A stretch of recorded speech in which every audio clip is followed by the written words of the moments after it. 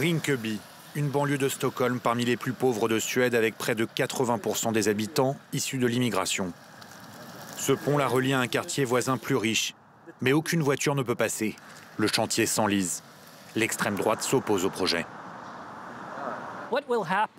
Si ce pont ouvre, le prix de l'immobilier va s'effondrer et la criminalité va traverser le pont. Et qu'arrivera-t-il alors aux enfants? Ils pourraient se faire attaquer et voler.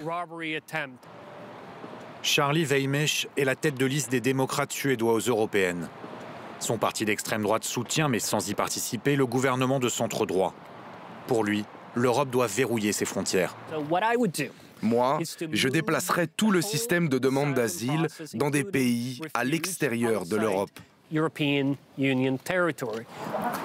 Mustafa Zatara, lui, est né à Rinkeby. Vous voyez le grand immeuble là-bas? Ça, c'est mon enfance.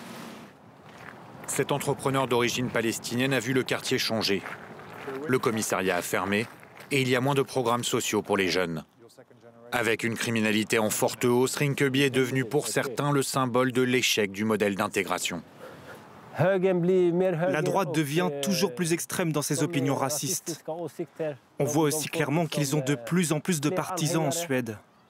Mais en même temps, les gens dans le quartier tentent de s'en sortir ensemble et de gérer au mieux la situation. Il a créé un programme pour aider les jeunes de Rinkeby à devenir entrepreneurs comme lui.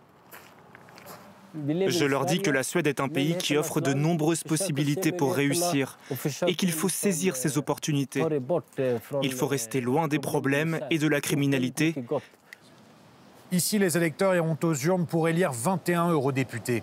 Les questions d'intégration et le modèle d'accueil suédois ont été au cœur de la campagne. À part les Verts et la gauche radicale, il y a un consensus pour durcir les lois sur l'immigration.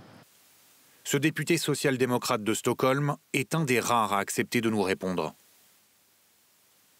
On doit avoir une politique pour inclure tout le monde dans notre société. Il y a de grandes inégalités entre les écoles et des inégalités de niveau de vie entre les Suédois. Le gouvernement doit changer de politique et taxer davantage les riches. Ils doivent contribuer à l'égalité entre tous les citoyens.